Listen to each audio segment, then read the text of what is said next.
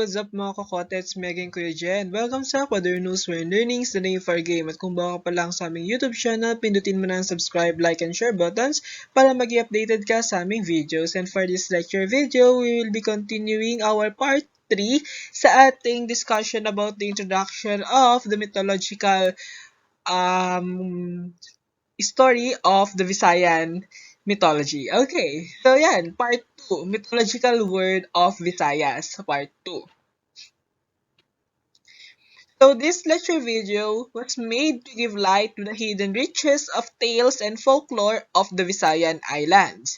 So our reference is located on our description box. Ayan. So it is made by Luzviminda, and I think it was his or her pen name. Ayan.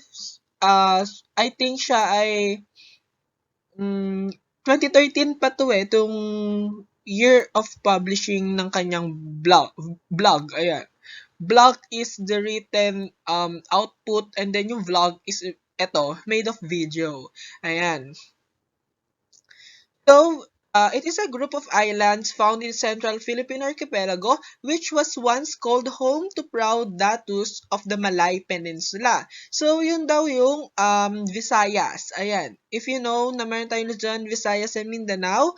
And yung nasa gitnang part ng ating Philippines ay yung tinatawag nating Visayas or Visayan region. It is a central Philippine archipelago. Okay, or haven for brave explorers from the Indochina region.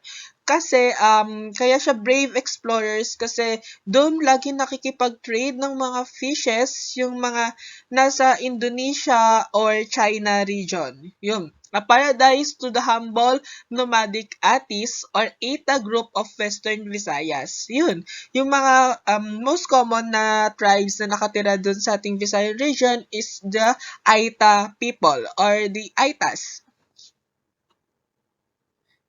So this blog is made to share some exquisite stories and cultural lore knowledge passed down from generation to generation to Visayan children by their inkongs and impos. Which in turn they inherited from their ancestors and can be traced back to the oral traditions of the village babaylans and lore keepers. So, itong mga stories na ating inaalam, even though we are from the Tagalog region or the Luzon land, ayan, so ginagamit natin itong way of this communication of this blog spot or in this lecture video in a way to transmit in a form of oral tradition. Okay, yung ang tinatransmit natin is yung mga ideas and knowledge coming from our credible sources. Ayan. So when the Spanish Inquisition came to the islands by mid to late 1500s, some of these traditions were written down by the foreign scholars and when Christianity propagated. Sadly, many of these wondrous tales were forgotten and evidence of their existence destroyed and erased from the fabric of time.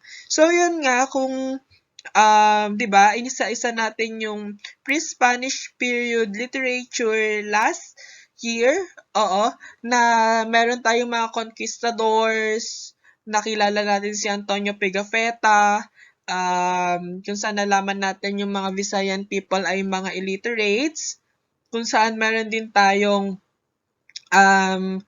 new word, new system of writing, nandiyan yung Tagbanwa manuscript, meron din tayong baybayin. And yun, before, nasabi rin natin na sinunog ng mga Spaniards yung ating mga literatures because of the chants. And Spaniards are accusing those literature as the evil works or gawa ng demonyo, like that. Kasi yung mga chants nila is different and highly triggering talaga sa mga belief ng ating mga Spanish or Spaniards.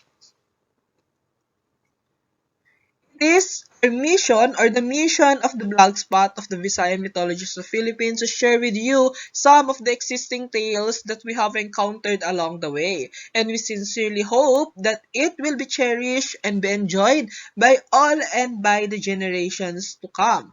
So it was written in the year 2013 and it is already 2021. 2022. Okay. 2022 na. So how many years? 9 years had passed already and we are still acknowledging this blog spot para ma-reminisce or maging fresh sa atin yung mga folk tales and stories from our Visayan culture.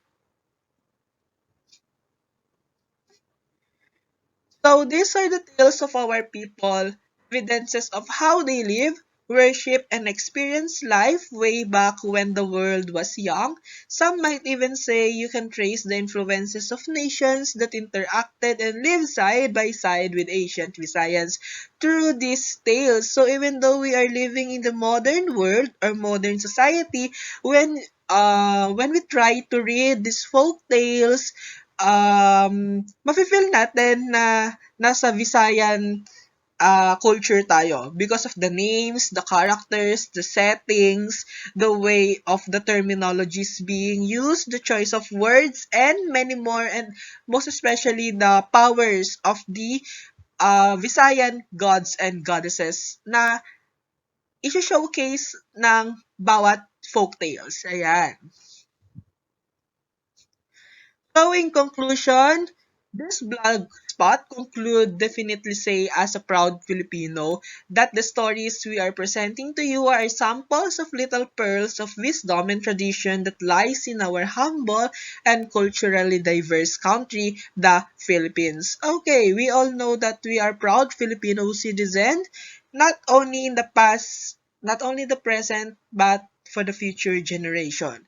We are proud Filipino because we are trying to learn every single detail about our past, the present, and most especially we are thinking for the brighter future which might help the future generations to survive the learning this 21st century literature of the Philippines and the world. Yun lang, pinapreserve lang natin yung mga nasimulan natin. So we have a saying na kapag sinimulan, panindigan. Okay, yun. Dun pa lang sa terminology na yon, we can highly conclude that if we start something, we need to pass it for the future generation para mag-improve at para mapanindigan yung ating mga sinimulan. So, I hope you enjoy your stay and treasure the things you might learn along the way. May Kanlaon bless you and your way. Okay, so this blogspot, I think, yung writer ng blogspot nito is coming from the region of Kanlaon. Ayan. Yan. Near the Negros Islands. Yan. Taga Kanlaon yung nagsulat na ito, ng blogspot na ito.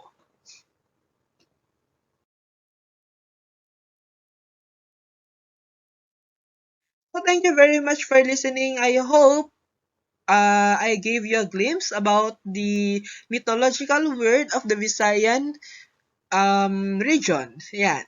So thank you very much. If you have something to look forward or expected on our next vlogs or lecture videos, can you comment it down below? It is highly appreciated. Thank you very much. God bless you all.